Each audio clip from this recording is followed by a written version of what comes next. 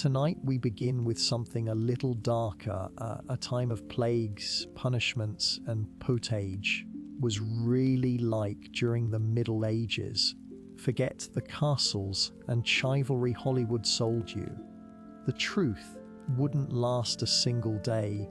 So before you get comfortable, take a moment to like the video and subscribe. Genuinely enjoy what I do here. And let me know in the comments where you're tuning in from and what time it is for you. Fascinating to see who's joining us from around the world. Now, dim the lights, maybe turn on a fan for that soft background hum. Journey together. Congratulations, you've just woken up in the year 1325. The good news, you're alive. So are the fleas. Or bed is a half. Rotted straw mattress stuffed with bugs, and hay that smells like a barn floor. Barn floor 3 months ago. There's no memory foam, no pillows, and definitely no Egyptian cotton sheets. A wool blanket that hasn't been washed since last winter, and now weighs roughly as much as a small cow from the accumulated grime. As the church bell clangs in the distance, it's the medieval version of an alarm clock, and somehow even less merciful. Your home is a wooden hut with one room, no windows, charming open concept floor plan, where your family, livestock and domestic insects all share the same space. The smell, oh, rant symphony, a subtle blend of stale beer, human sweat, goat, and something you pray isn't mowed, but know in your soul probably is. Candles haven't been invented, and even if they were, they just melt on your dirt floor. You try to stretch, but immediately regret it because the air is freezing in your joint's sake. You're 22 years old, which in medieval terms, middle-aged. Your spine creaks like an old wooden door. Sound like a bag of rocks being shaken by a confused peasant. Getting out of bed is a gamble, either wet from last night's rain, which leaks through the thatched roof, or crusty from something your neighbor's chicken did. Your bare feet are now part of the ecosystem.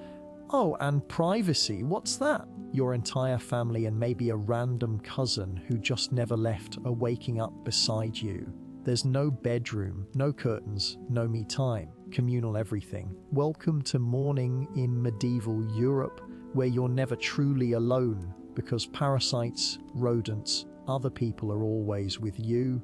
And this is just how your day starts. It only gets worse from here. Crawl out of your medieval haystack of horrors. Congrats. Now nature calls, and it's not calling politely, it's screaming. Here's the part where you start missing the modern bathroom. No toilet, no seat, no toilet paper, no flush. Resentful plunger in the corner. In the 14th century, relieving yourself is an adventure, a social experiment, a small public event. If you're a peasant, your bathroom is likely a wooden bucket behind the house, which is already full because Uncle Wolfstein had a rough night after eating bad turnips. The smell is biblical. You hold your breath, and then here's the kicker: toss it into the street. Yes, the street. You're supposed to shout something like "Gardy Lou" before dumping it out the window. That's Old French for "watch out below." No one ever moves fast enough. Streets in medieval towns are open sewers, a charming river of human waste, animal droppings and mystery liquids you'd rather not examine if you're lucky enough to live in a town with public latrines. Congratulations. Shoulder to shoulder with strangers in an outhouse where privacy is a myth and ventilation is a cruel joke. Small talk, but try not to breathe too deeply. Toilet paper, never heard of it. Most people wipe with straw, leaves, rags, moss. Feeling especially indulgent, a scrap of wool. Sometimes nothing at all. Handshakes weren't popular yet. And if you're in a castle, surely it's better, right? Well, sort of. You might have a garter robe, a hole in the wall that drops your waist directly into the moat. Great idea. Except that your enemies know this. Attackers sometimes climbed in through the waste chute. Talk about entering through the back door. So whether you're a farmer or a baron, medieval toileting is a humiliation ritual. It's cold, it's public, it's dangerous, disgusting. One slip on a wet stone path and your face first in humanity's leftovers, and you still haven't brushed your teeth. But we'll get to that next. You survived the toilet. You deserve a reward, right? Breakfast. Warm, delicious, comforting.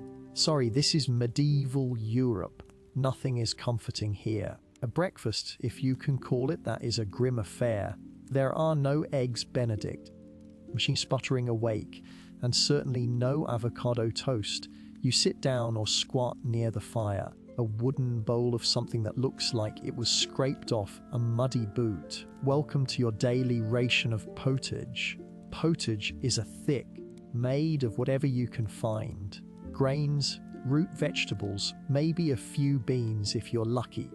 It's been simmering in the same pot for days, sometimes weeks, and new ingredients are just dumped on top of the old ones, of a recipe and more of an ongoing edible experiment.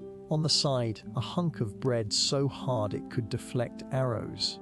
Coarse rye or barley flour, often bulked up with sawdust, ground up acorns or other creative ingredients, is a rich man's fantasy. This loaf is not your friend. You don't slice it, you negotiate with it. What about drinks? You're not sipping orange juice or an oat milk light, you're drinking beer. Yes, beer, at 6 a.m. Why? Because the water is teeming with parasites and filth. So you start your day with weak ale, low alcohol, high survivability. No one's happy about it, but at least it won't kill you immediately. Want some meat or cheese? Dream on. That's for Sundays and saints' feast days, and only if your Lord is feeling generous. Don't eat meat more than a few times a year. As for fresh fruit, only when it's in season and not already fermented into wine. Don't even think about spices unless you're royalty. A pinch of pepper costs more than your monthly wages, valuable enough to be locked away. So you chew your gritty bread, gulp your medieval beer, to think about the rat that may have nibbled your porridge in the night. Breakfast doesn't energize you. It just happens to you, and you're properly underfed. It's time to work like your life depends on it, because it absolutely does. So you've eaten your sad medieval breakfast, and now it's time to get dressed. Not that it'll help. Wardrobe consists of exactly one outfit. It's a rough wool tunic or linen shift that you've worn every day for months, possibly years. There's no such thing as seasonal fashion. There's just wear this until it disintegrates or gives you a fungal infection. Optional. If you're lucky, maybe a linen under tunic. If you're not well, going commando under layers of scratchy, sweaty wool, lovingly stitched together by someone who probably had no idea what a seam was supposed to look like.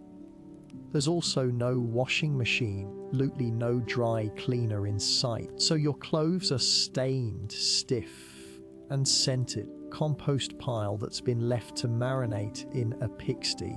Even if you wanted to wash them, it's not easy. Haul water from a river or, heat it over a fire.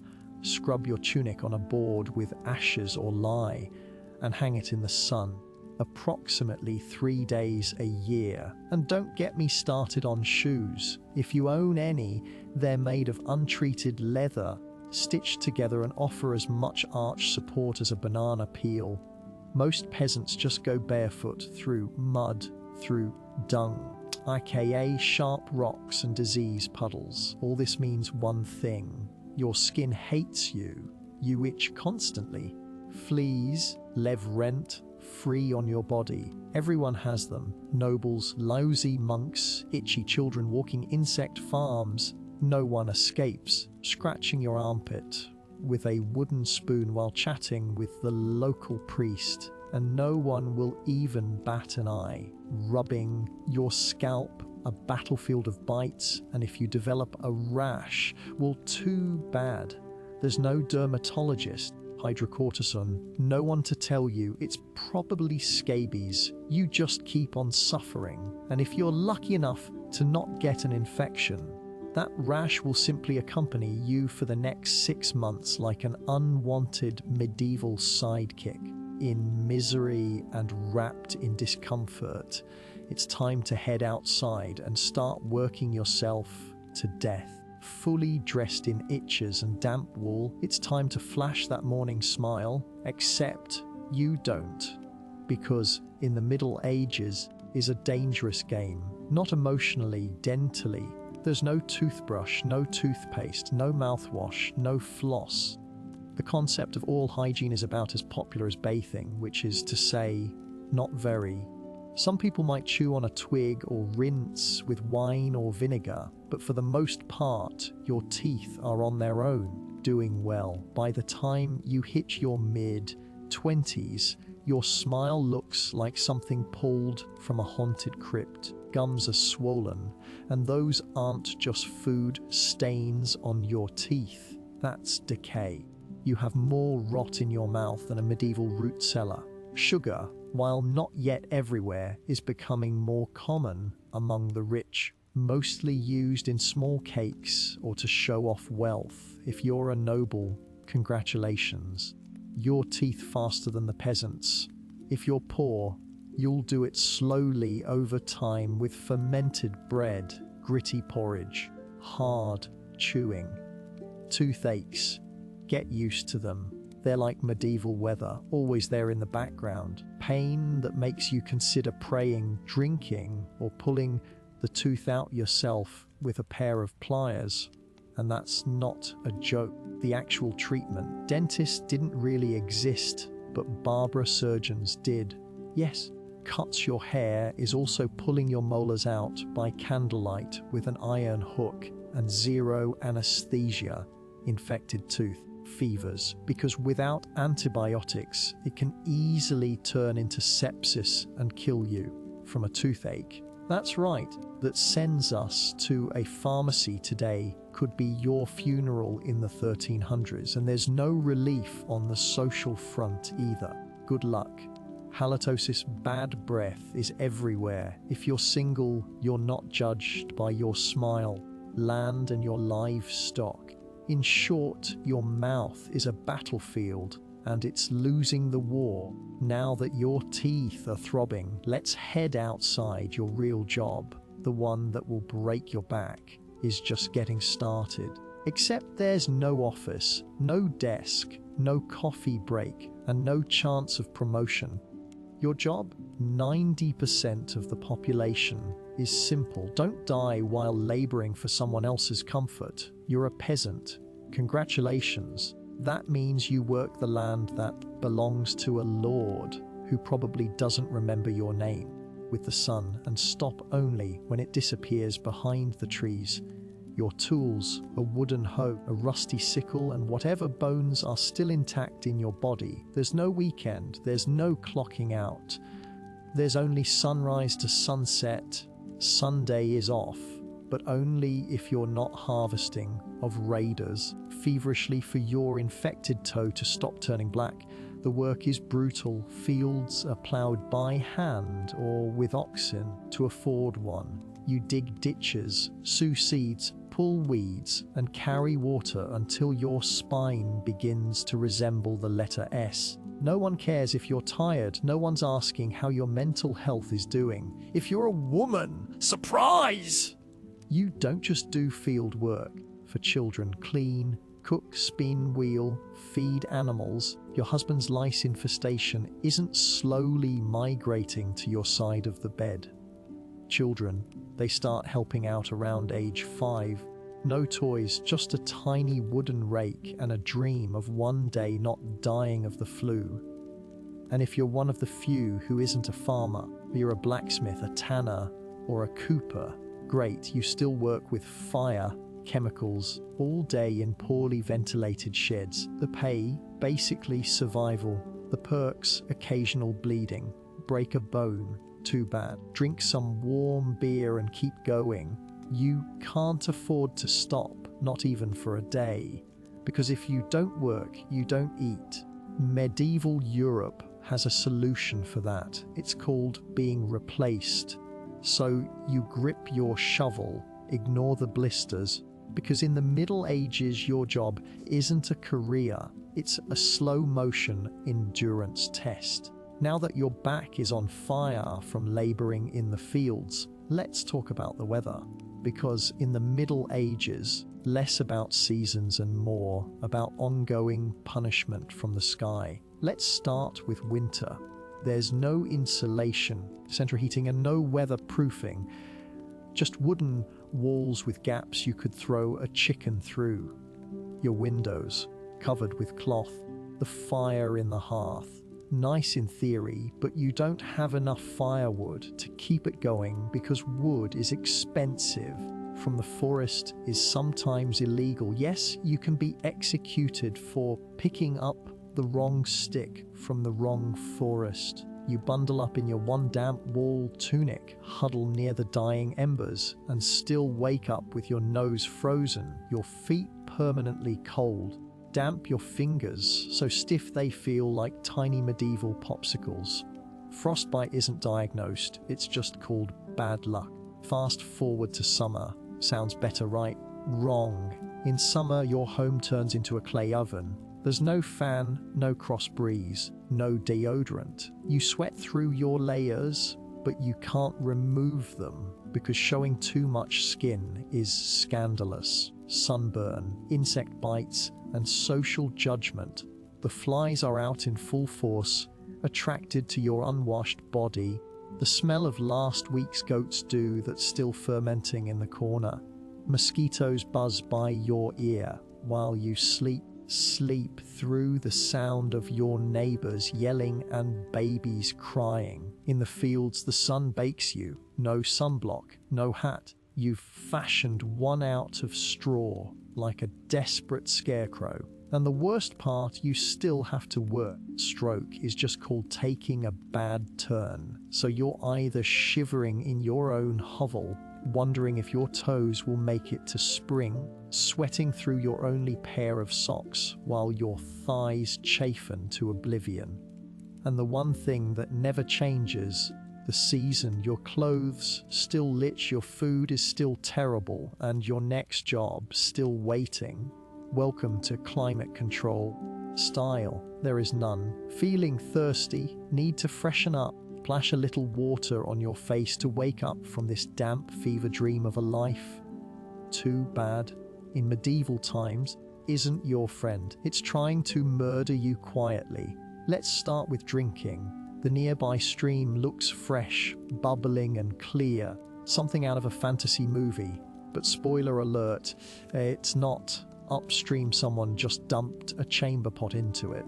And if not that, pig is probably decomposing in it. Parasites, bacteria, and the entire microbial army of medieval Europe are waiting in every sip.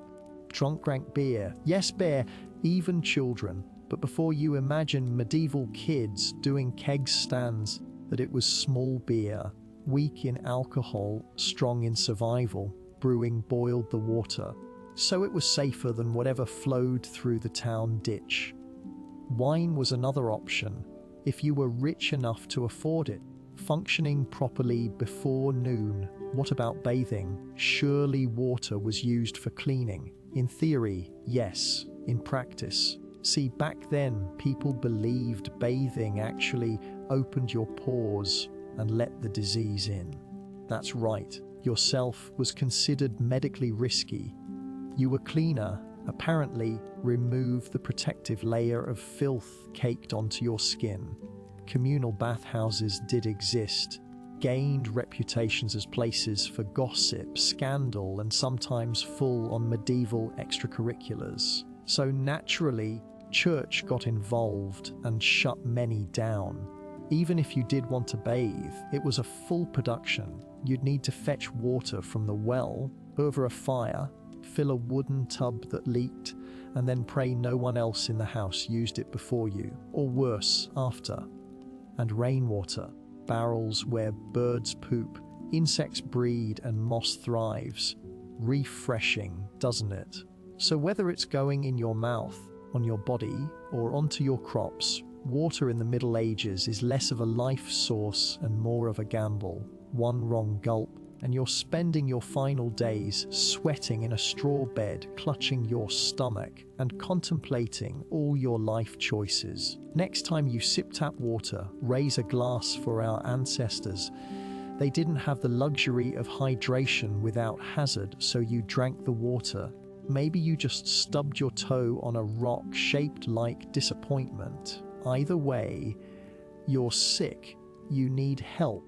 Too bad you live in the Middle Ages where medicine is really just polite torture with a theology degree. Start with the diagnosis. Everything wrong with you, whether it's a cough, rash, broken bone, or the creeping plague, 4 humours being out of balance. The 4 humours were blood, phlegm, yellow bile, and black bile. According to medieval science, depends on keeping them balanced, like some sort of internal soup. Got a fever? Too much blood, the answer. Bloodletting. Let's drain your life force into a bowl using a dull blade or a hungry leech. And yes, barbers were often the ones doing it. A haircut and a hemoglobin extraction in one sitting. 2 for 1 baby feeling sad or anxious. An excess of black bile, the cure, laxatives, maybe a warm herbal purge, cold compress, while everyone avoids eye contact with you and starts carving your coffin. Now, break a bone or get a nasty wound, you're in real trouble. There's no anesthesia unless you count passing out from pain. Surgery is done with knives that haven't been cleaned since the Crusades. Fire not for sterilization, but because they just look scarier that way. Antibiotics, centuries away, germ theory. They think disease comes from bad air or God being annoyed with your moral failings. Got a stomach ache? Must have been your sinful thoughts. Hope you like confessing while vomiting. If your condition gets worse, more leeches, possibly some crushed beetles, and a priest at your bedside giving last rites just in case. They're preparing for the cure known as death, and if by some miracle you recover, everyone just assumes God took pity on you. The doctor takes full credit and the leech gets promoted. So yes, in the Middle Ages, medicine is less about healing and more about surviving the cure. After a long day of labor, lice and leeches, it's finally time to eat. You shuffle back to your hovel, stomach growling, ready for the one joy left in life, a warm meal. Bad news. Probably trying to kill you. Let's begin with the basics. Food preservation doesn't really exist. There's no fridge, no freezer, just salt, smoke, or the hope that winter air keeps things fresh. Your meat, if you're lucky enough to have any, has been hanging for days, marinated in questionable brine, and possibly shared with a rat or 2. Bread is the cornerstone of the medieval diet, isn't safe. In bad harvest years, desperate peasants bulk it up with bark, sawdust, or even clay to make it stretch. If it's a dry season, there's a bonus: ergot, a fungus that causes convulsions, hallucinations, and sometimes death. It's like eating bread laced with LSD and tetanus. Vegetables, only if they're in season. And you know what's always in season? Turnips. So, boiled, mashed, or floating in pottage. Which, if you remember from chapter 3, is basically a hot swamp of mystery ingredient that's been simmering since your great-grandfather's funeral. Might be available in the fall, but it rots quickly, and sugar is rare, expensive, to show off their blackened teeth. Dairy is another gamble. Fresh milk spoils in hours. Butter and cheese fare better with bacteria. People eat them anyway, because, frankly, it's either that or chew your boot leather. And let's talk about seasoning. Spices like pepper, cinnamon or nutmeg, worse more than gold. For the average peasant, flavor comes from onion, salt if you're lucky, and pain. Most meals taste like wet burlap sprinkled with sadness. Hazard. It's a political one. Game animals belong to the Lord, not you. Caught poaching a rabbit, fined, imprisoned, or even executed. That's right, your dinner could get you hanged. As you sit down to eat, you're grazed you by flickering firelight. Remember, every bite is a risk, but you eat anyway. The Middle Ages, food doesn't nourish, it tests you. It's evening now. You've worked and barely digested your suspicious stew. You might think the day is winding down, but don't get too relaxed, because God is watching. Priest. And so is your neighbor Agnes, who will absolutely rat you out if you miss Mass. In medieval Europe, isn't just part of life, it is life. The church controls your calendar, your laws, your education, if you can read, your birth, and everything in between. Think of it as your spiritual landlord, and you're always behind on rent. Structured around prayer bells.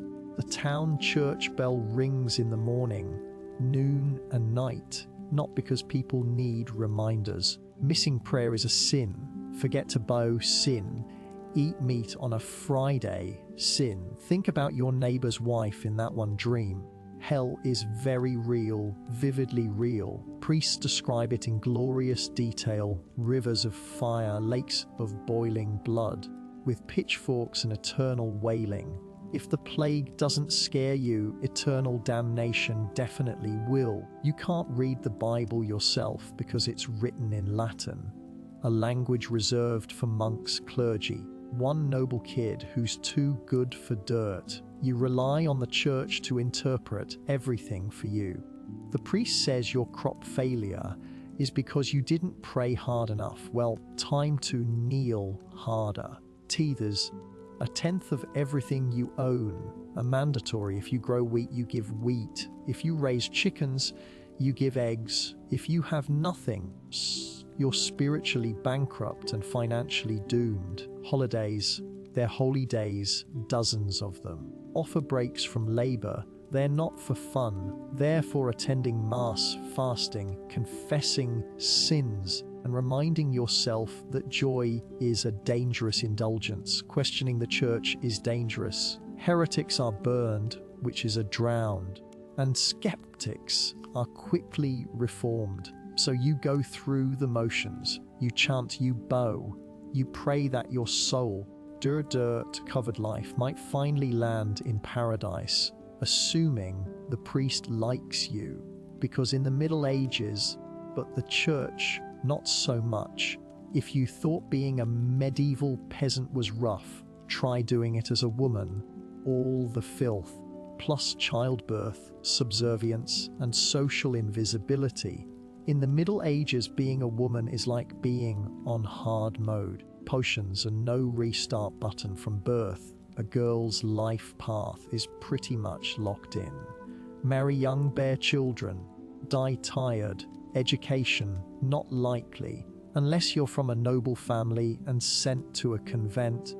Development stops around the time you learn how to churn butter and patch a tunic. Marriage happens early, really early. Weird to be betrothed at 12 and pregnant by 14. It's not about love. It's about land, livestock, and alliances. Your opinion, not required. Once married, you're basically your husband's property. Your job is to produce ours, feed everyone, running and not complain. Because complaining might get you branded a nag or worse, or witch, with a complimentary drowning or burning, depending on local fashion. Childbirth is a death lottery. Care. No sterile tools, no anesthesia. Midwives do their best, but even minor complications can mean death for the mother, the child, or both. Some women survive 10 pregnancies. Many don't survive too, but don't worry. Once the baby is out, your work increases. Screaming infant in a lice-ridden hut, and you're expected to nurse, cook, clean, and still help in the fields. You don't get a break. you are the break for everyone else. If you're unmarried, you're suspicious. If you're widowed, vulnerable, outspoken, dangerous. Women who didn't conform were often accused of witchcraft, especially if they had herbal knowledge, a strong personality, or just looked at someone funny on a rainy Tuesday. Even in the church, your role is limited, lived under strict rules, no speaking without permission, no freedom of movement, and your spiritual worth, always ranked below men. Short, if you're a woman in the Middle Ages, you're expected to endure, obey, reproduce, and suffer in silence, ideally while smiling. A time of universal suffering. Women were somehow expected to suffer gracefully. So far, you've battled filth, starvation, social injustice, and possibly a goat. But just when you think your day can't get any worse, here comes violence, loud, bloody, completely acceptable by medieval standards. Let's be clear, the Middle Ages were not peaceful. The idea of law and order. Hope the local law isn't in a bad mood. Violence is everywhere, in the home, in the streets, on the battlefield, church disputes, and sometimes in line at the communal bread oven. Crime is common, punishment is brutal. Justice is more performance art than protection. Steal a loaf of bread, you could lose a hand. Accused of lying, might get pierced. Gossip too much, meet the skull's bridle, a metal mask strapped to your head with a bar in your mouth. For correction, of course, let's say you're accused of something serious. Heresy, theft, witchcraft. How do you prove your innocence? Tortured, obviously. Welcome to trial by ordeal. One version, you stick your hand in boiling water to retrieve a stone. Infection in 3 days, you're innocent. If not, you're guilty. Another option, you're tossed into a river. If you sink, and probably dead. If you float, you're guilty and will be punished anyway. It's like a medieval game show where the prize is survival and the host is actively rooting against you. And if you're sentenced to death, public event. Executions are performed in front of cheering crowds, hangings, beheadings, burnings. Sometimes people bring snacks. Medieval equivalent of cable TV. Domestic violence, completely normal. Husbands were allowed, even expected. Discipline their wives and children. Street fights, commonplace. You could be beaten just for looking the wrong way at a noble's horse. Always simmering. Local feuds, territorial disputes, religious crusades, always marching off to stab someone else in the name of honor, God, or boredom. Violence isn't a breakdown of society in the Middle Ages, it is society. Everyone lives with the constant knowledge that life is fragile, just as arbitrary, and your neighbor might bash your head in over a pig. So walk carefully, keep your eyes down. Never trust anyone with a club. At this point, you've made it through the lice, the leeches, the laundry, less misery, threat of public disembowelment. But now comes the final chapter of most medieval lives, an early and unglamorous death.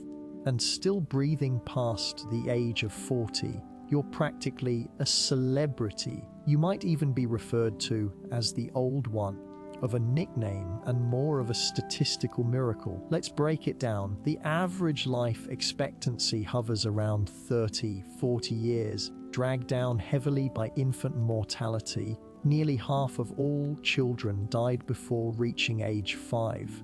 Disease, or one bad winter was all it took. No vaccines, no antibiotics, no hope. If you survived childhood, already exhausted, work began as soon as you could walk upright, and by 25, your joints creaked like a monastery door. Be missing several teeth, a finger, and most of your original optimism. Women faced a particularly deadly gauntlet, childbirth, one of the leading causes of death for medieval women. No pain relief, no medical intervention, just prayer, hot water, and someone holding your hand while you bled out on a straw-stuffed cot. For men, the dangers were different, but equally relentless. infections from minor wounds, a neighbor's drunken rage, a crusade gone sideways. Even walking to the market could be risky if you crossed paths with a bored bandit or an angry tax collector. Death could also come quietly, which turned cities into cemeteries overnight, or from famine, which could last entire seasons, thinning out entire villages, like eating spoiled grain and spending your final hours hallucinating and screaming at the walls. And funerals, if you got one. Bodies were often buried quickly to avoid disease, no embalming, no polished coffins, a few murmured prayers and a shallow mound of earth if there was enough space left in the churchyard. So yes, medieval times life was brutal, short, and constantly under siege by death in all its casual forms. You didn't retire, you just stopped showing up. And speaking of exits, let's move on to your final chapter. The medieval dream dies. Hello, how's your day been? You've woken up in filth, relieved yourself into a bucket, brushed your teeth with wishful thinking, nearly passed out from hunger, till your spine cried for mercy, scratched your way through itchy wool, prayed to not get plague, public execution for owning a squirrel.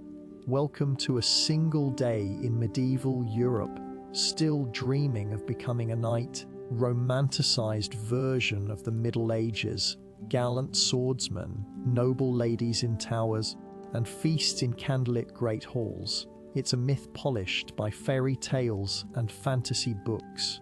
In truth, evil world was gritty, cruel, and deeply unfair. Hierarchy was everything. If you were born poor, you stayed poor. Born rich, congratulations. You had a better chance of surviving till one bad super, away from dysentery and a hasty burial. Even the nobles weren't immune to misery. Drafty stone refrigerators filled with fleas, smoke, and politically motivated marriages. Sure, cloak and a goblet of wine, but also a 50% chance of dying in a skirmish or from an infected splinter.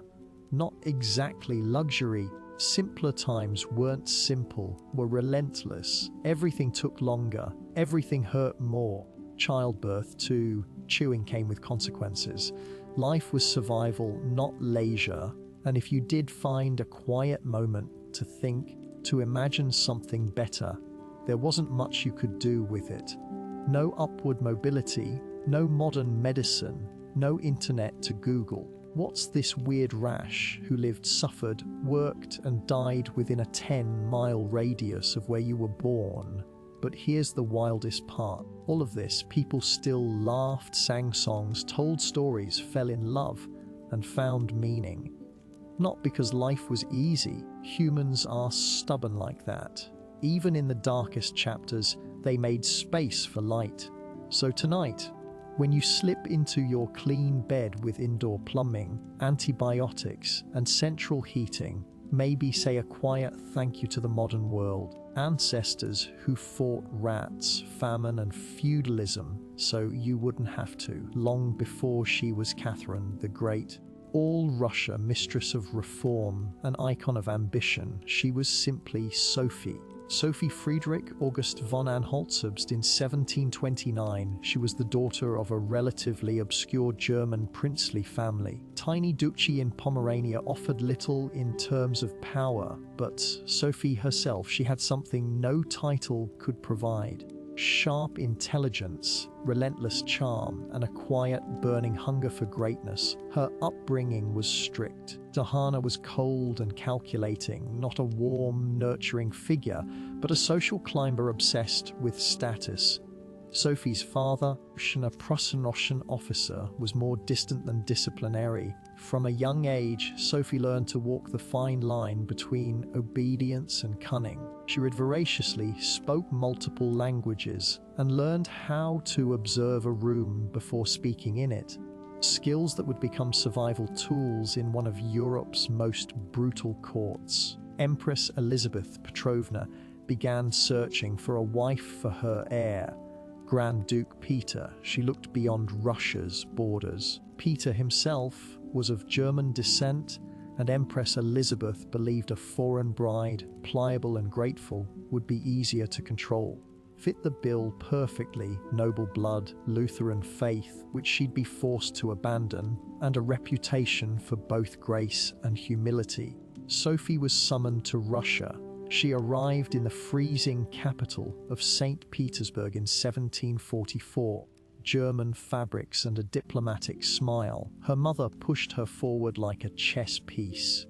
Sophie, however, to become acceptable in Russian society, she converted to Orthodoxy, taking the name Ekaterina Alexeyevna. The ceremony was public, symbolic, and life-altering.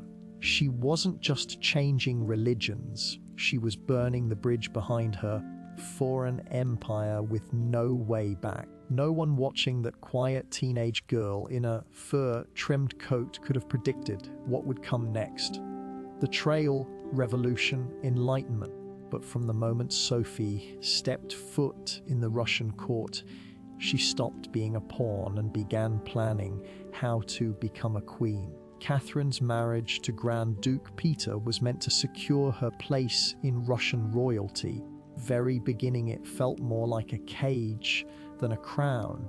Peter, heir to the Russian throne, dashing prince of fairy tales, awkward, immature, and obsessed with toy soldiers, he was far more interested in playing war games in his chambers than governing an empire or showing affection to his new wife. Some accounts even suggest he refused to consummate the marriage for years.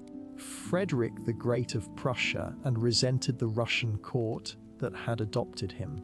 In contrast, embraced Russia with a fierce determination.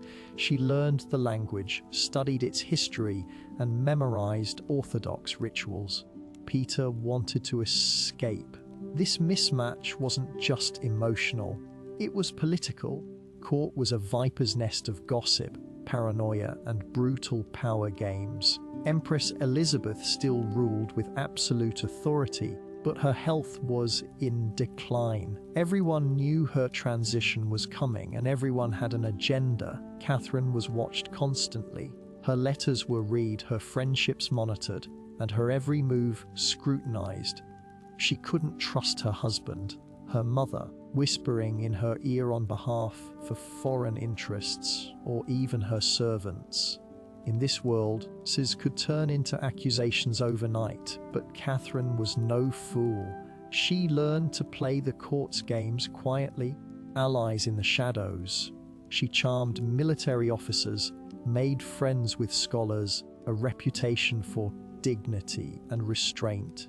Contrast to her husband's childish tantrums and open contempt for Russian traditions. Behind closed doors, began reading Enlightenment thinkers like Voltaire and Montesquieu. While others saw her as a young consort, she was building a vision, not just for herself, but for Russia, a nation of strength, education, and reason. But there was one problem. The longer Catherine remained in limbo, a powerless wife to a man unfit to rule. So she waited, observed, and planned. She knew the Russian throne wouldn't be inherited, it would have to be taken. In 1762, after nearly 2 decades of waiting, quietly maneuvering, Catherine saw her moment and seized it with breathtaking precision. Empress Elizabeth had died, and Peter was finally Tsar, but his reign began unraveling almost immediately. In just a few short months, Church offended the nobility, insulted the army, and lavished praise on Prussia, Russia's long-time enemy. Key policies humiliated the clergy and talked openly about divorcing Catherine to marry his mistress. The court, already wary of his erratic behavior, turned cold. The army, filled with generals loyal to Catherine, grumbled in corridors. Russians, devout and patriotic, saw Peter as a foreign puppet who mocked their traditions. Catherine, watching all of this unfold, in July of that same year, while Peter was away at his summer palace, Catherine launched a bloodless coup d'état. Key military officers, including her lover Grigory Orlov and his influential brothers, he rode through Seine in full regalia, was proclaimed Empress Catherine II, and won the allegiance of the powerful Imperial Guard, and without allies surrendered within days. He was taken into custody, dead under mysterious circumstances. Officially, it was reported as a hemorrhoidal colic. Unofficially, Catherine was now Empress, not by birth, not by marriage, but by will, wit, and audacity. It was unprecedented. Born woman with no legitimate claim had taken the Russian throne without a single battle. But her real challenge was just beginning. That bold grab for power into a lasting legacy. Would Russia accept her? Would the nobility respect her together without falling victim to the same fate as her husband? Understood that power gained through intrigue could be lost just as easily. She needed to rule not as a schemer, but as a visionary. Began her transformation from a careful conspirator to a reforming empress, one who would redraw borders, embrace the Enlightenment, redefine what it meant to be a woman in power. This Catherine had the crown. She could have rested on her power, but she didn't. Bigger in mind than simply sitting on a throne, she wanted to transform Russia, and not just militarily or politically. While Peter had worshipped Frederick the Great and toy soldiers, Catherine idolized Voltaire, Diderot, the bold thinkers of the Enlightenment. She believed in reason, progress, education, and the role of a monarch as a servant of the people. If she herself ruled with absolute authority, Catherine didn't just read Enlightenment philosophy, she lived it. She corresponded directly with Voltaire for over 15 years, flattering him while defending her autocracy. Diderot to her court, and even purchased his entire library to support him financially. Closed doors, she pored over legal texts, reforms, and crafted policies to modernize the empire. Her early reign was filled with efforts to codify Russian law. Legislative Commission in 1767, an ambitious project intended to rewrite the entire legal code of Russia. Catherine's own next or instruction was a political manifesto in disguise, one that spoke of equality before the law, of torture, and the responsibility of rulers to serve the common good. For an empress in 18th century Russia, it was radical. Ideals had to survive the realities of Russia, a vast, feudal, conservative land ruled by nobles who liked their serfs exactly where they were, beneath them. Catherine knew this. She advocated reform, she moved carefully, she abolished some forms of torture, expanded access to secular education, built schools and libraries. But she also reaffirmed the nobility's control over their serfs to keep them loyal. This was Catherine's balancing act, a philosopher queen in public, a practical empress in private, tightrope between ideology and survival, between the shining salons of Paris and the gritty politics of Moscow. For Russia was bold, but always calculated. In many ways, Catherine wasn't trying to make Russia European. She was trying to make Russia modern on her terms, and that meant reform, yes, but with iron hand in a velvet glove. Catherine wasn't content with reforming Russia from within. She wanted to expand it outward to make it an empire worthy of fear, admiration, and envy. Peter the Great had opened a window to the west. Catherine aimed to knock down the walls. Under her leadership, Russia's borders stretched wider than ever before. She waged wars not just to defend her crown, but to reshape the map of Europe. Most significant campaigns was against the Ottoman Empire, fought in waves throughout the 1760s and 1770s, weren't just about territory, they were about influence. One saw herself as the liberator of Orthodox Christians living under Muslim rule and as the rightful protector of Eastern Europe. Alexander Suvorov and Gregory Potemkin, Russia captured key regions including Crimea, northern coast of the Black Sea, and access to warm water ports, something Russian Tsars had covered for generations. Victories weren't just military, they were symbolic. Each conquest, Catherine sent a message, the distant backward cousin of Europe. It was a continental force. She also turned her gaze westward. In a series of deals and diplomatic maneuvers, Catherine participated in the partitions of Poland, carving up the struggling Polish-Lithuanian Commonwealth, along with Austria and Prussia. By the end of the Third Partition in 1795, was erased from the map, and Russia claimed vast new lands and millions of new subjects. But Catherine didn't just conquer with armies, colonized with ideas. New cities were built, trade routes were expanded, German settlers were invited to cultivate Russian farmland.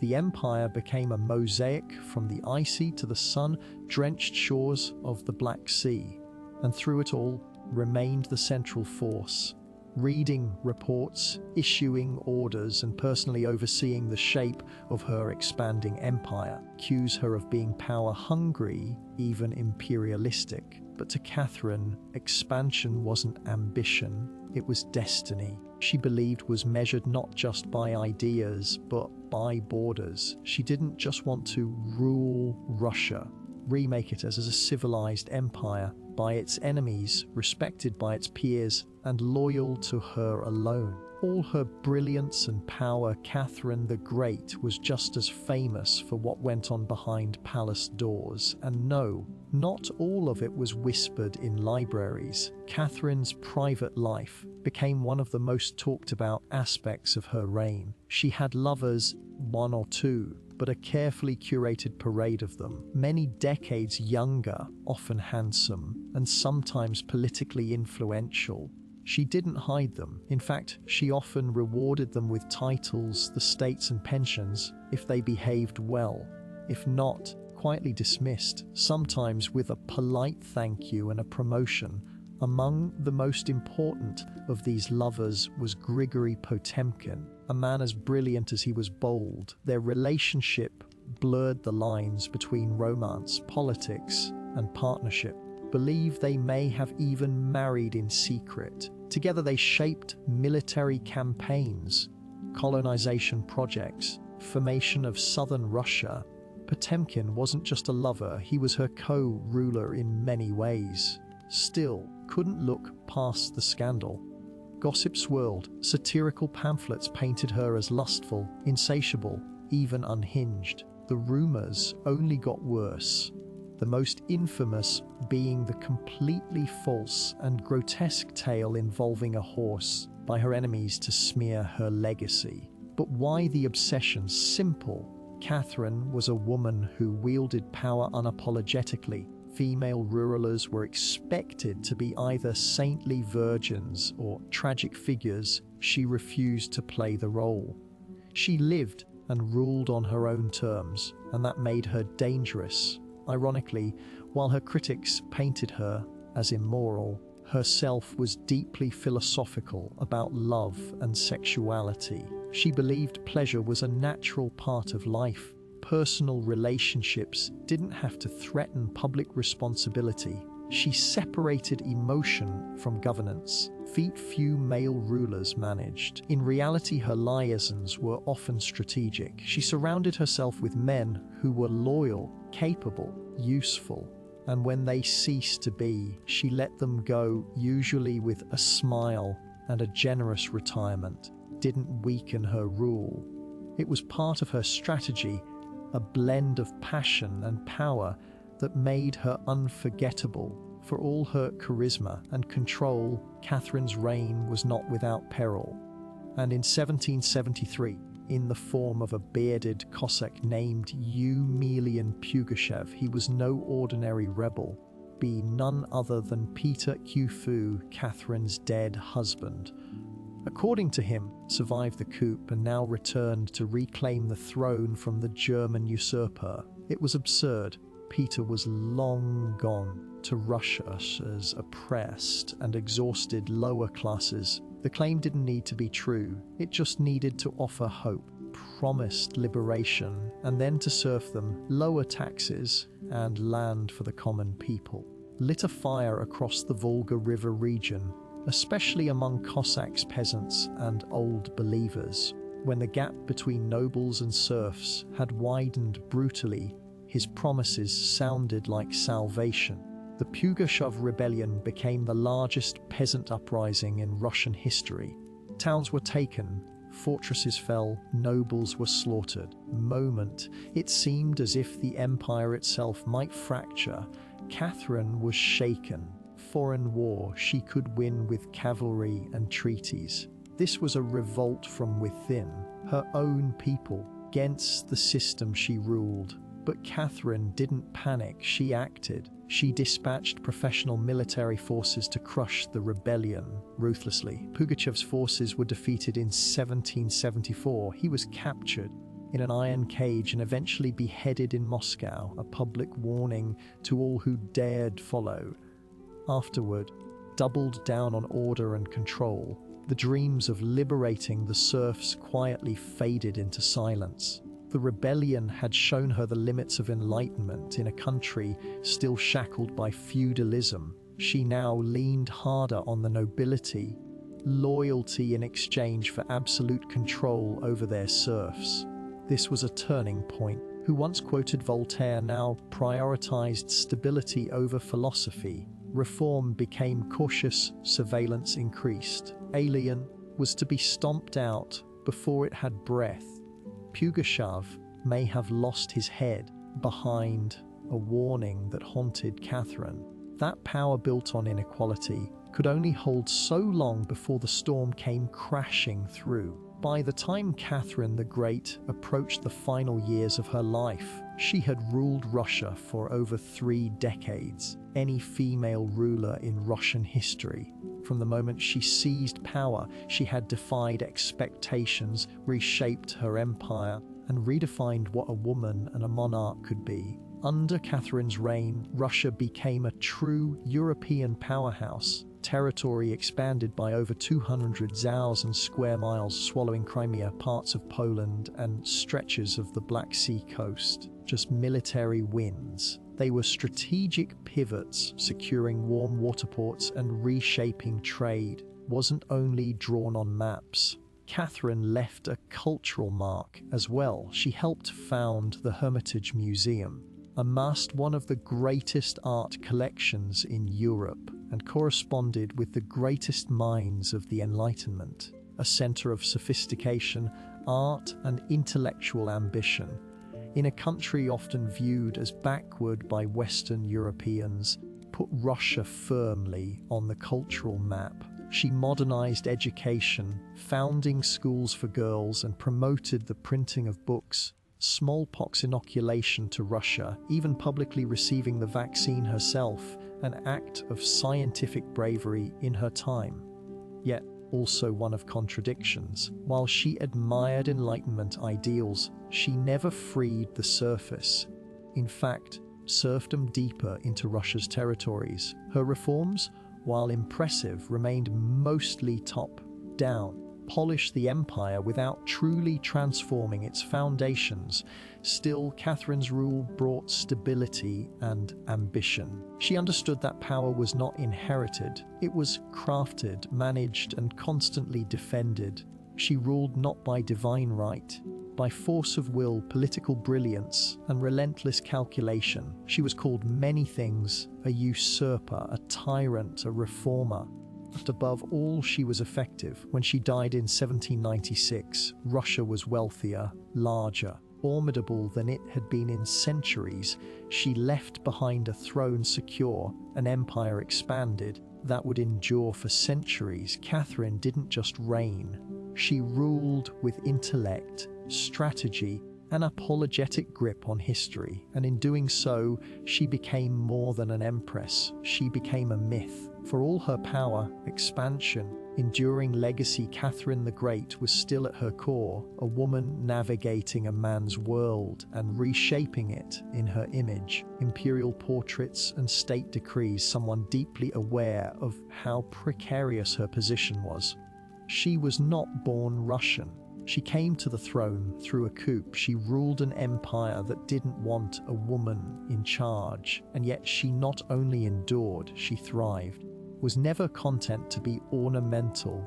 She read constantly, wrote endlessly, and never stopped learning. Was intense, hours of reading reports, corresponding with foreign powers, editing state papers, managing a court filled with rival factions. She wasn't content to simply sit on the throne, a stateswoman born to it. She was also in many ways lonely. She surrounded herself with courtiers and artists, yet wrote in her memoirs of how few people she could truly trust. Her son Paul, she distrusted and kept away from state matters, grew into a man she feared would undo all her progress. Emotional partnership with Gregory Potemkin faded into deep friendship. 1791 left a wound that never truly healed. Catherine crafted her image carefully. She understood the power of narrative than most monarchs of her age. She posed as mother of Russia, enlightened monarch, warrior, empress of the arts. But beneath those roles was a woman who had endured rejection, betrayal, scandal, and rebellion, and kept going. 1796, she left behind an empire transformed, but also questions. Could she have done more to end serfdom, ideals compromised by politics? Was she more reformer or ruler? History remembers her by the title she never gave herself, the Great. It wasn't because she was flawless or kind or just. It was because she took power and wielded it on her own terms in a time and place where women weren't supposed to have any. She didn't just wear the crown, she rewrote what it meant to deserve one. In the humid depths of the Chiapas jungle in southern Mexico, Polanc whisper stories from the ancient Maya world. Towering temples rise above the canopy, faces eroded by time but still brimming with secrets. And in 1994, one of those secrets revealed itself. Archaeologists, led by Fanny Lopez Jimenez, was surveying Temple Thrund, modest pyramid next to the more famous Temple of the Inscriptions. The burial site of the mighty King Pekal the Great wasn't expected to hold much until they noticed something odd, a sealed, hidden chamber beneath the structure. No looters had touched it. It was pristine. When the archaeologists broke through and lowered themselves inside, sarcophagus resting in silence, the air was heavy with the weight of centuries. As they opened the lid, rose like smoke, brilliant, shocking red. The interior was covered in powdered cinnabar, mercury sulfide used ceremonially by the Maya. And lying within that crimson cloud was the skeleton of a woman, her buried with care and reverence. Her bones were fragile but intact, her skull still wearing a jade mask, body surrounded by funerary offerings, necklaces, diadems, ear spools, all crafted from jade and shell. About the burial screamed royalty, yet no name was inscribed, no glyphs identified her, the richest female burials ever found in Mesoamerica. And yet it was a total enigma. Why was she buried in red powder? Who was she? Was she a queen, a priestess, or perhaps even Pekal's wife? The researchers called her the Red Queen, and the name stuck. Modern forensics, they couldn't say for sure who she was, only that she had lived around the 7th century. Palenque. Unlike most Maya tombs, hers had been hidden, untouched, and purposefully isolated. Just ceremonial. It was spiritual. This woman wasn't meant to be remembered with words. She was meant to be remembered through ritual, through color, and through the mystery she left behind. The most haunting feature of the Red Queen's tomb wasn't her jade jewelry or the silence of the sealed chamber. It was the red dust. Powdered cinnabar covered everything. The sarcophagus, the walls, her bones, even the offerings around her. Blood to stone. To the Maya, this was no accident. Cinnabar, made from crushed mercury sulfide, most sacred and dangerous substances in the ancient world. Its vibrant red color wasn't just visually striking. Rebirth and the life force that connected the human and divine realms. Red was sacred. It was the color of sunrise, sacrifice, of life emerging from death. And it wasn't just symbolic, it was spiritual. In Cinnabar was a ritual meant to transform the body, preserving it not for eternity, but for transition. In I believe, death wasn't the end. It was a passage, a crossing into another cosmic layer. And so the Red Queen, whoever she was, just for burial, but for deification. But there's another layer to this. Cinnabar is toxic, can lead to mercury poisoning, tremors, hallucinations, even death. The Maya likely didn't understand the chemistry. Its potency, it was volatile. Powerful, foul, dangerous. To bathe the corpse in it was to declare this person was no ordinary mortal. Very few were buried with Cinnabar. Tackle the Great, the mighty king, whose pyramid dominates the site, was one. His body, hers, was also saturated in the red powder. That detail alone drew speculation. Was the Red Queen his wife, his mother? Someone of equal divine status. Her skull had been placed on a layer of jaguar skin, another sacred symbol. Her bone needles and miniature jade figurines hinted at rituals performed either during her life or in her honor at death. Part of her burial told a story without words, a story of power cloaked in secrecy, a woman prepared to cross into the underworld. Silence, but in ceremony, drenched in the color of sacrifice. Surrounding the Red Queen's crimson-drenched remains was a world of silence, broken only by the gleam of jade, shell and obsidian ornaments. They were offerings, each one carefully chosen to accompany her on the journey to the Maya afterlife. At her sides were jade necklaces, heavy and cold, their polished surfaces still radiant after 300 years underground. Just beautiful. It was sacred. The Maya considered it a symbol of eternal life. It represented the green of maize, of the jungle, and the breath of the gods. Only the elite were buried with jade. For the Red Queen, it covered her chest, wrists, a clear sign that in life she wielded influence, perhaps even divine favor. Haunting objects was the jade funerary mask placed delicately over her face. Unlike the golden death masks of Egypt, subtle, constructed from dozens of tiny mosaic tiles arranged to mimic the contours of her skull, served a ritual function to protect the soul, to preserve identity, and to present her as divine in the eyes of the gods. Near her bones were bone needles, obsidian blades, and shell artifacts.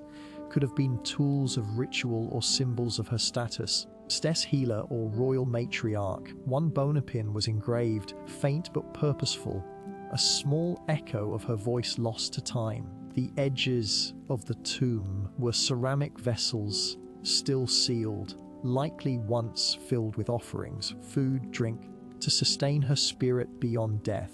The Maya believed the afterlife was a journey, dangerous, layered, filled with challenges. Weren't luxuries, they were necessities. To modernize the tomb feels intimate, not overloaded but intentional. There was no gold, no pomp, just items chosen with spiritual weight. It was a map for the soul. Through these treasures we glimpse how the Maya understood death, not as finality, but as a transition of power. Queen wasn't buried to be forgotten. She was being prepared to ascend. For all the grandeur of her tomb, behind one haunting void, no name, no inscriptions adorned her sarcophagus. No glyphs on the walls identified her. It was clearly someone powerful. But who? From the moment her tomb was opened, scholars began trying to connect the dots. Pelling theory that the Red Queen was Sakbo Arjau, the wife of Kinichjana Pikal, known today as Pikal the Great, famous ruler of Pekalank. Sakbo Arjau was more than just Pekal's consort. Luther, she was born into nobility and married into Pekalank's royal dynasty at a young age. She bore at least 3 sons, whom held high status, and she played a key ceremonial role during her husband's reign. If anyone could be buried with such honor, supporting this theory was the tomb's location just a few feet away from Pakal's own grand burial in Temple of the Inscriptions, suggests a deliberate pairing, husband and wife, rulers even in death. And then there's the cinnabar. In Palank were found with such intense cinnabar coverage, Pakal and the Red Queen.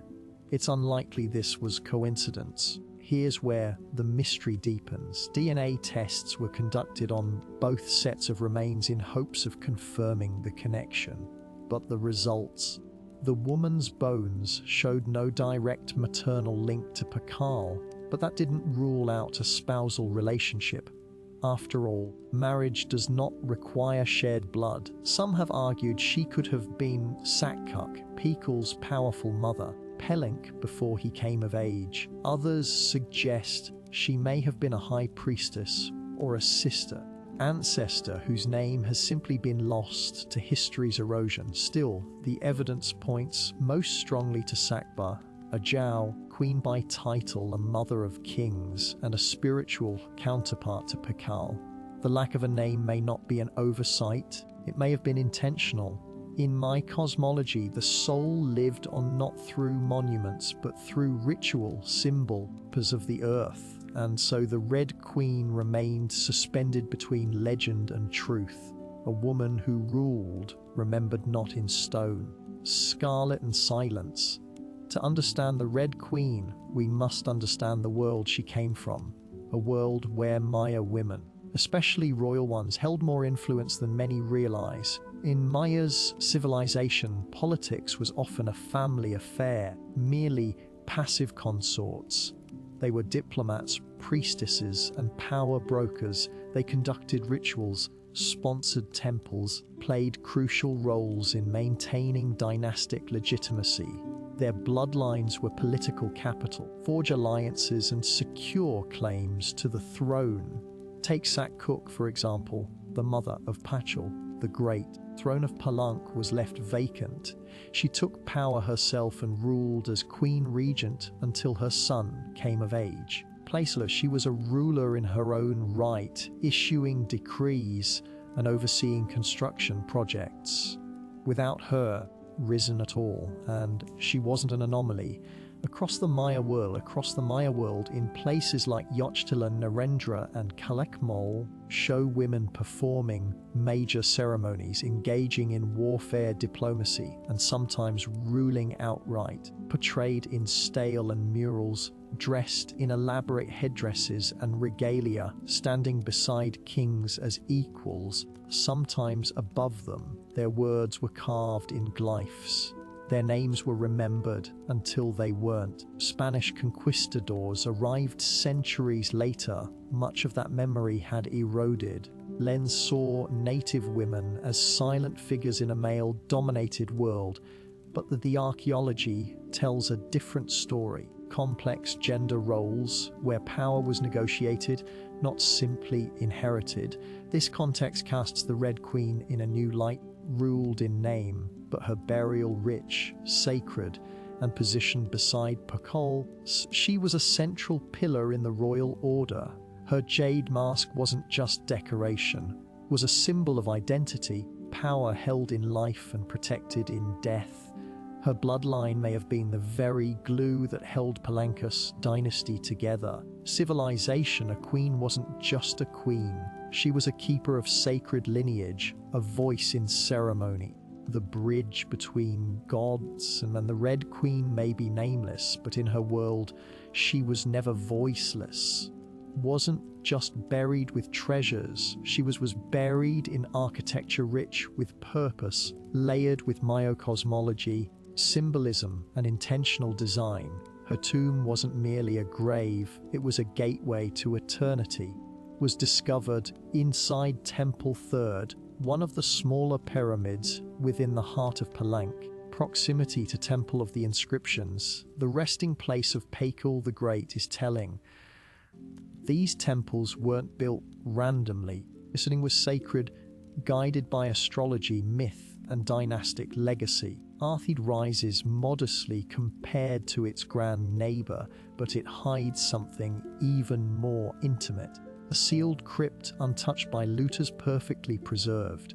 It was constructed deep within the temple's core, only by a steep, narrow staircase. The descent into her tomb feels almost symbolic, a ritual journey downward into the underworld. Itself is stark, made of cut stone, sealed tightly for over 300 years.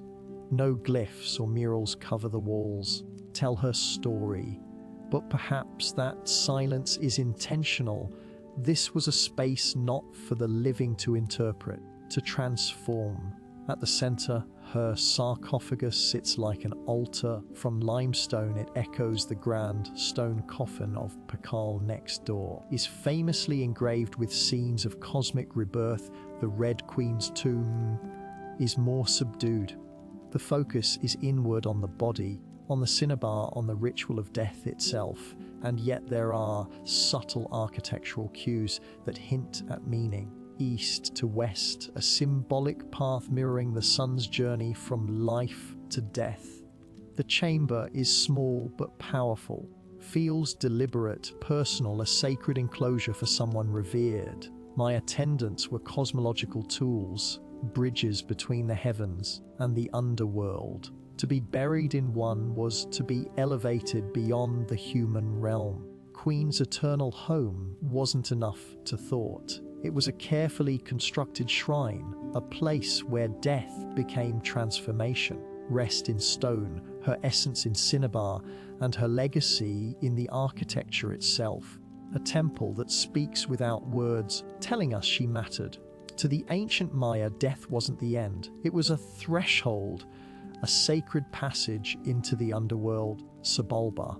And for someone like the Red Queen, this crossing was not only spiritual, it was political and deeply ritualized. Burial rituals were carefully choreographed events and meant to guide the soul through the treacherous layers of the underworld. Tell us that Sebulba was no peaceful afterlife. It was a maze of darkness, rivers of blood, trials, and gods of death. Was properly buried, ritually prepared, and spiritually equipped could make the journey successfully. The Red Queen was buried wrapped in cinnabar, encased in stone, and surrounded by offerings, all signs of an elite burial. But there's more.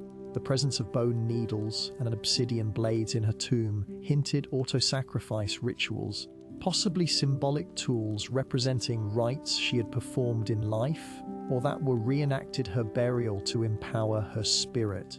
Funerary mask, carefully assembled from jade tiles, was not simply decorative. It may have served as a spiritual vessel, preserving her face and identity as she journeyed into the afterlife.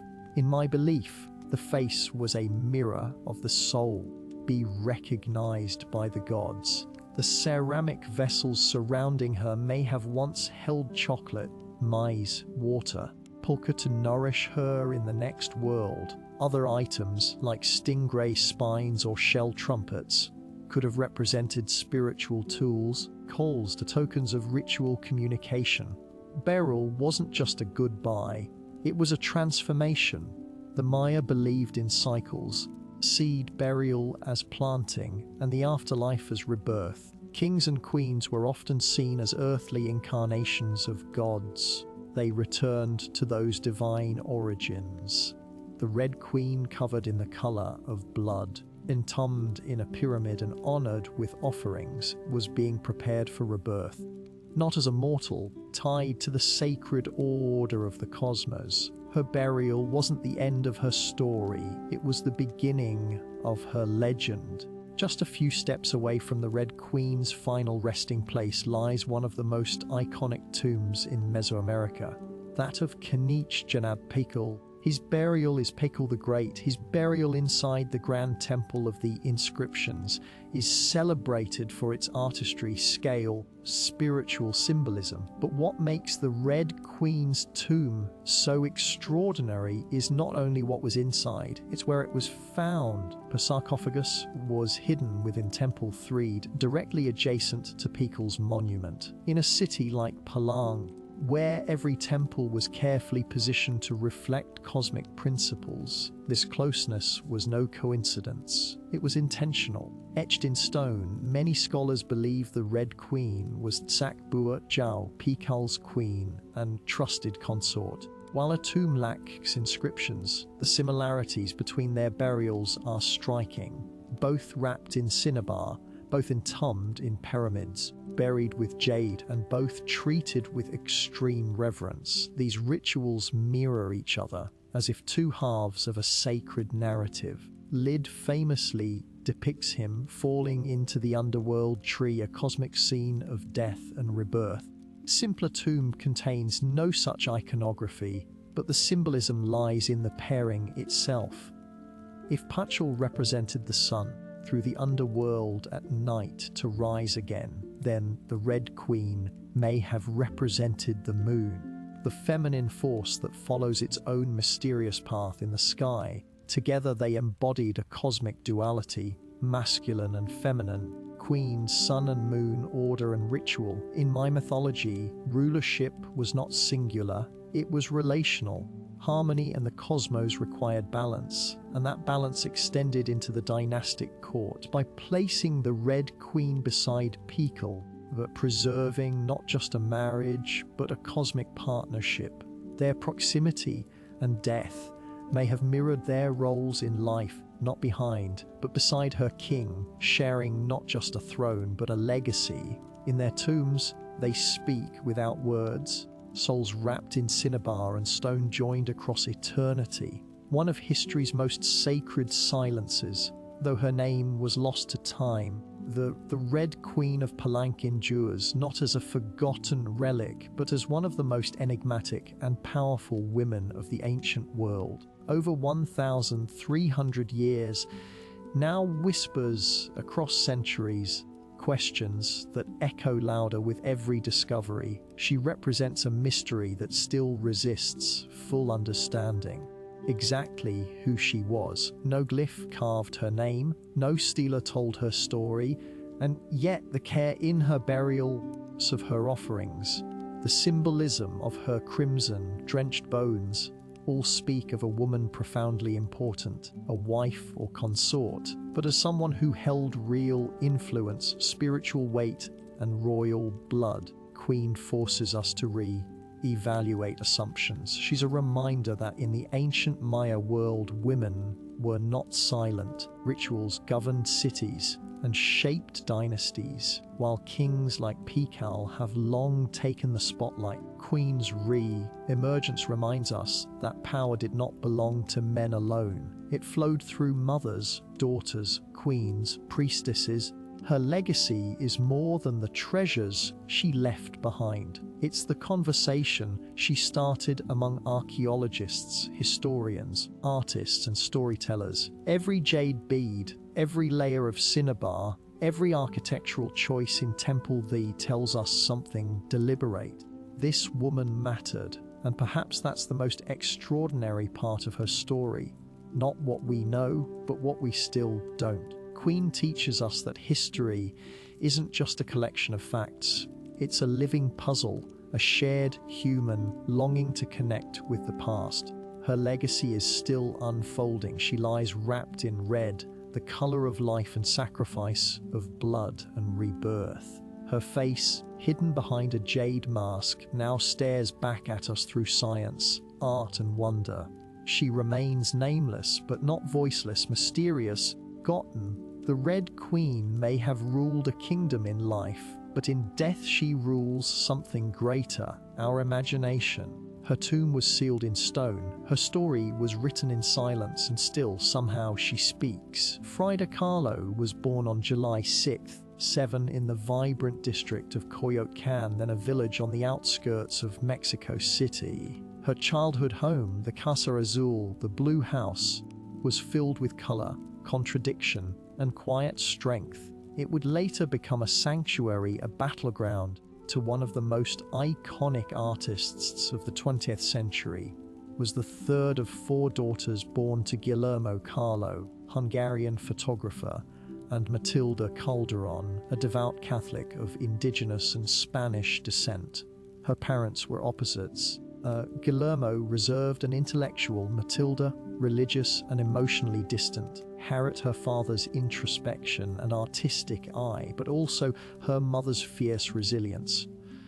As a child, Frida was imaginative, and she read voraciously and asked questions most adults didn't want to answer. But at the age of 6, she contracted polio, which left her right leg thinner and weaker than the other. A physical difference she tried to mask with long skirts, limit her spirit. The illness left her bedridden for months and isolated from other children. During this time, her father, who encouraged her to exercise, ride bicycles, and stay mentally sharp, unlike most girls of her time, aspire to become a wife or a homemaker. Her goal? To become a doctor in the prestigious National Preparatory School in Mexico City at age 15, one of only a handful of girls accepted. There, she stood out not just for her intelligence, but for her rebellious wit, radical thinking, and unique sense of style. Of young intellectuals known as the Cuchuchas, who debated philosophy, literature, and politics. Frida was drawn to revolution, to ideas that challenged tradition. But even in those early years, bus crash that would define her body, and before the fame that would define her legacy. Frida Kahlo was already painting herself into the world with sharp edges, unapologetic ideas, big to fit inside anyone else's expectations. She wasn't just growing up in Coyoacán herself entirely. On September 17, 1925, Frida Kahlo's life was split in two: the girl she had been and the woman she was forced to become. That afternoon, he boarded a wooden bus with her boyfriend, Alejandro Gomez Arias, after school. Teasing each other and probably arguing, Frida never did anything halfway. But moments later, with a streetcar, and in an instant her future unraveled into pain, metal, and silence. The crash was horrific.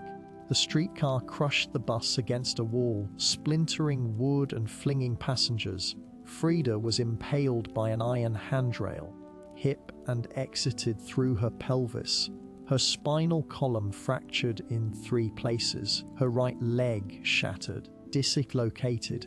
Her collarbone and ribs broke. Her shoulder was dislocated. Her abdomen was pierced. She was just 18 years old. A man covered her with a borrowed overcoat. Someone else noticed her body was sparkling, not from blood.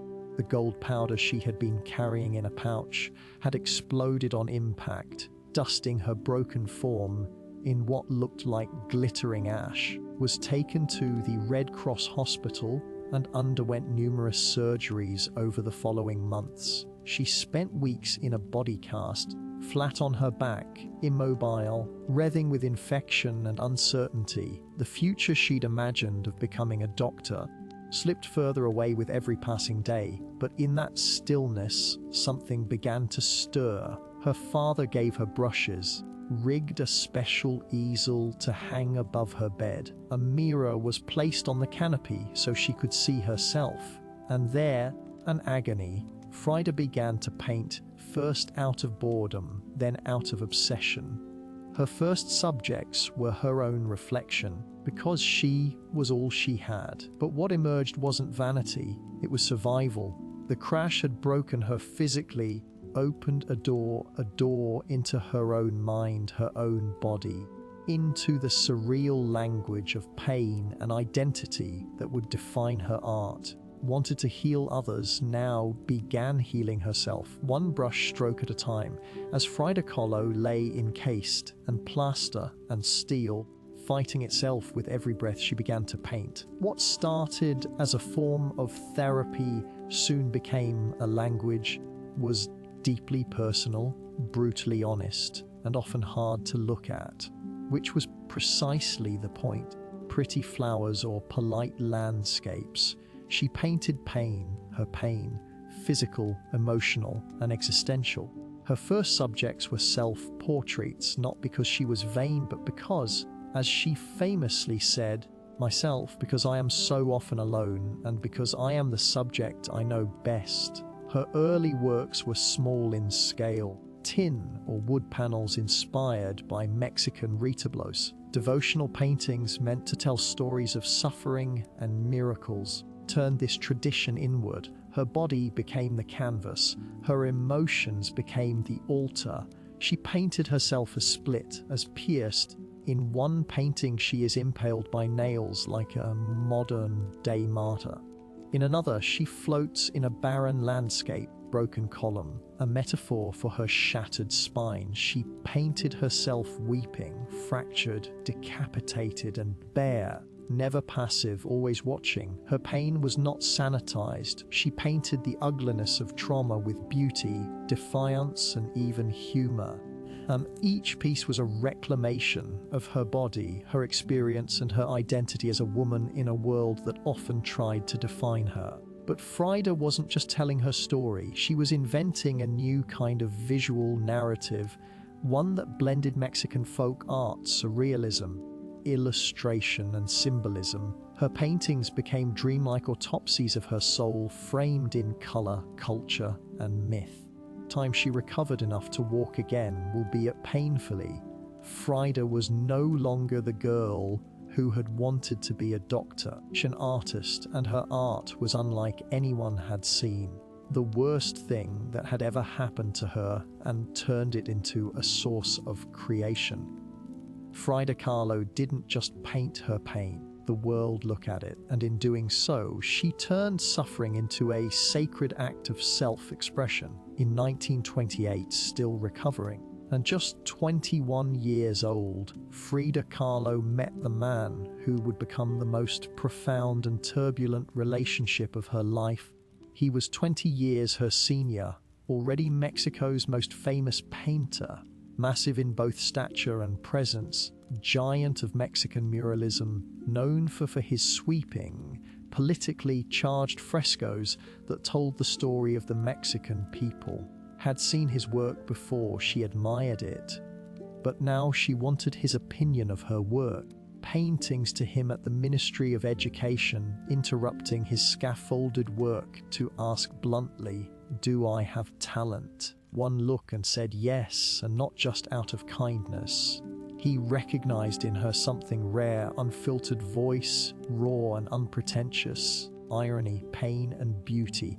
They began a relationship that was as consuming as it was creative. Frida once said, "I suffered 2 accidents in my life, one in which a streetcar knocked me down. The other was Diego. They married in 1929, pairing to outsiders.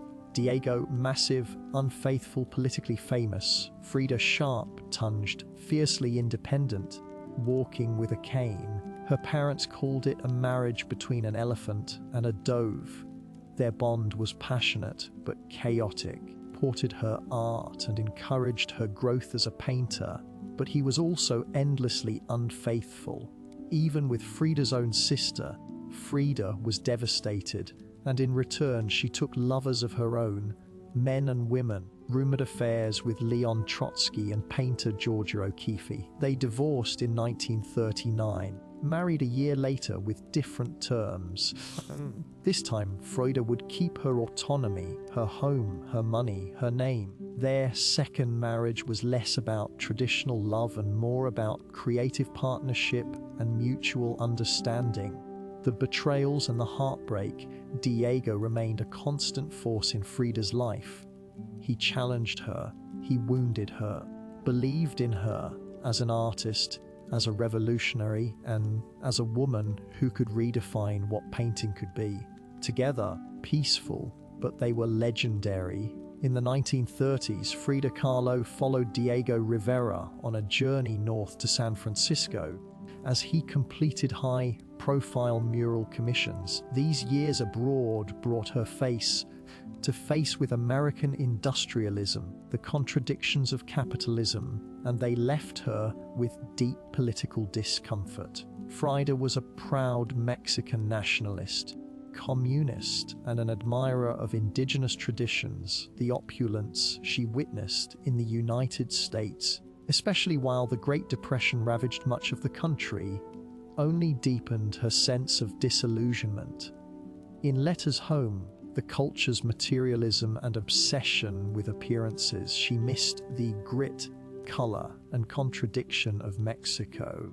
Enormous murals on factory walls, Frida began to paint smaller, quieter revolutions, personal works on tin and canvas. Her style solidified, sharp, surreal, emotional, and intimate. During this time that she produced some of her most iconic self-portraits, Frida didn't just paint herself for vanity. She painted herself to survive. Her identity became her landscape, with her body constantly in pain from her accident, multiple surgeries, pregnancy, and Detroit. She turned inward. Her portraits showed her bleeding, fragmented, exposed.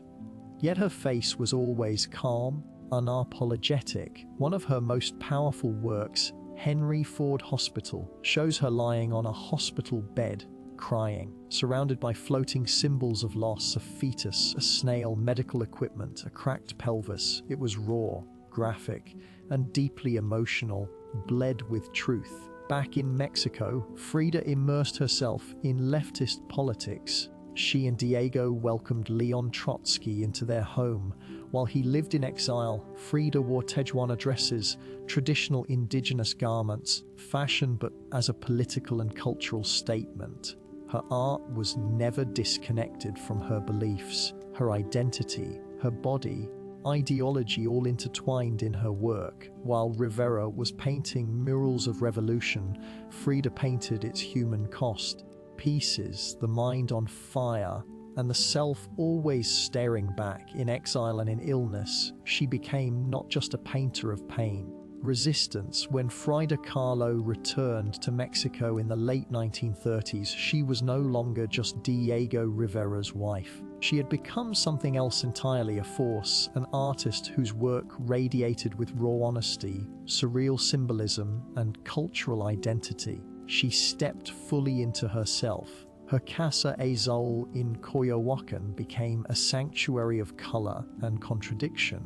Cobalt walls, yellow trim, Aztec statues in the garden, monkeys and parrots wandering freely, was a living extension of Frida's imagination. It was a blend of tradition and rebellion, and elegance and earth. Here, she surrounded herself with pre-Columbian artifacts, ex-votos, folk art, and revolutionary books. She wore bold Tijuana dresses, flowers into her hair, and painted amid the scent of copal incense and the sounds of mariachi on the street outside. This period marked an explosion of creativity. Her paintings became more intricate, more symbolic, and more political. The two Fridas revealed a divided self, one in European dress with a bleeding heart, the other in indigenous clothing. It was Frida's visual autobiography, a portrait of love, loss, and heritage. In 1939, she exhibited her work in Paris, where artists like Picasso, Breton, and Kandinsky praised her fiercely original style. But even among the surrealists, Frida stood apart. When André Breton tried to label her as one of their own, she pushed back. "They thought I was a surrealist," she said, "but I wasn't. Painted dreams. I painted my own reality." She painted Mexico, not the romantic postcard version, but the living country she adored. Her work pulsed with symbolism, skeletons, hummingbirds, parts, thorns, corn, and blood. She honored the indigenous roots of her homeland while unmasking the violence of its past and present. As her artistic voice grew stronger, her health continued to decline. Multiple surgeries, infections, and chronic pain became daily realities. Still, she painted through it, propped up in bed, torso bound in corsets.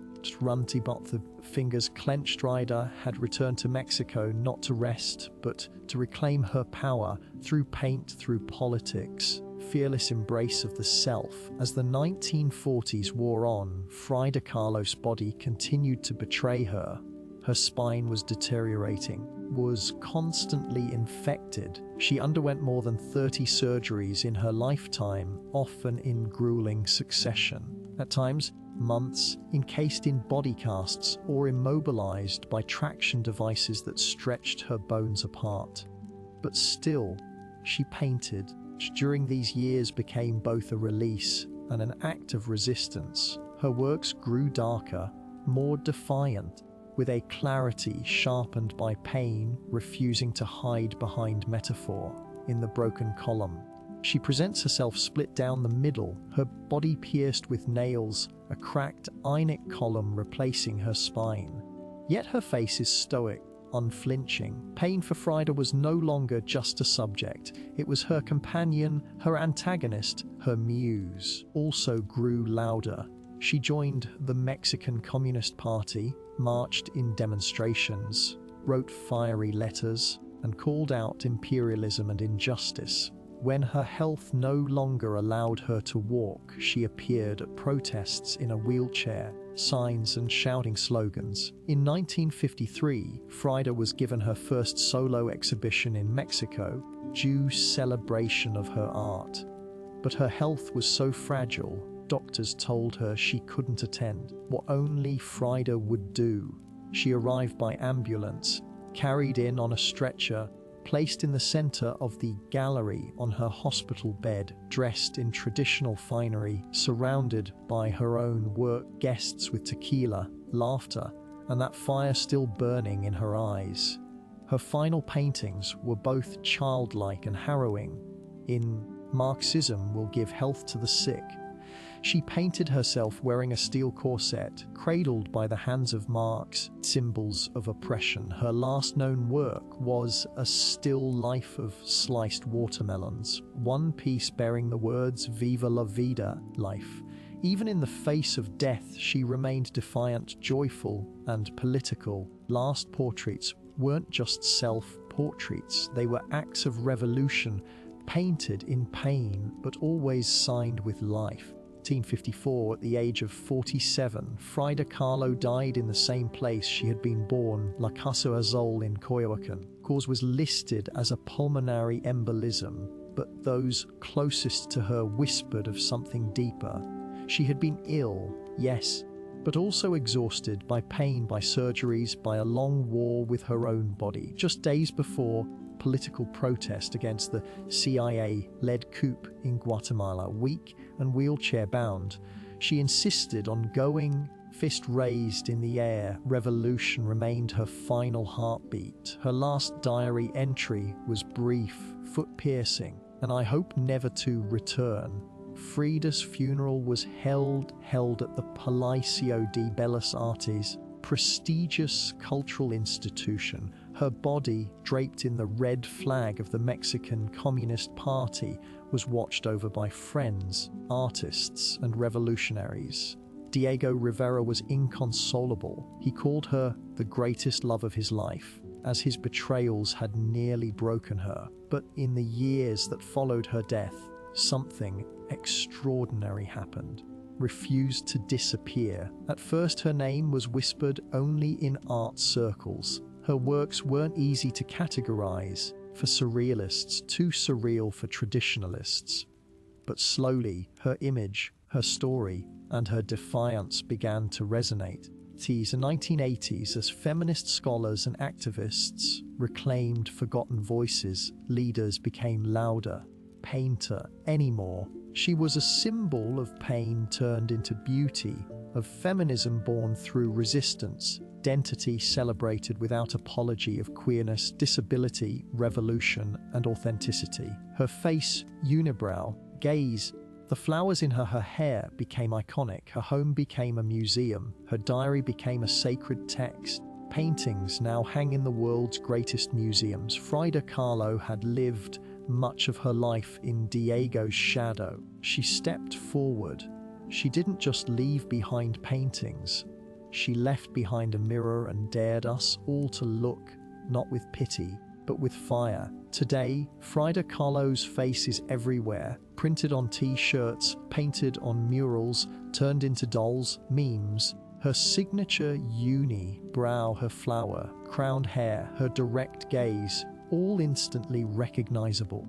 Makes her legacy powerful isn't just that people know her face, it's that they recognize the truth behind it. Didn't try to be flawless. She didn't fit into boxes. She wasn't conventional, and she didn't care to be. Man's perfection, she gave us realness, raw, messy, vibrant, angry, joyful, contradictory realness. She celebrated what made her different, her disability, her queerness, her politics, her culture, art that transcended borders and decades. She's become more than an artist.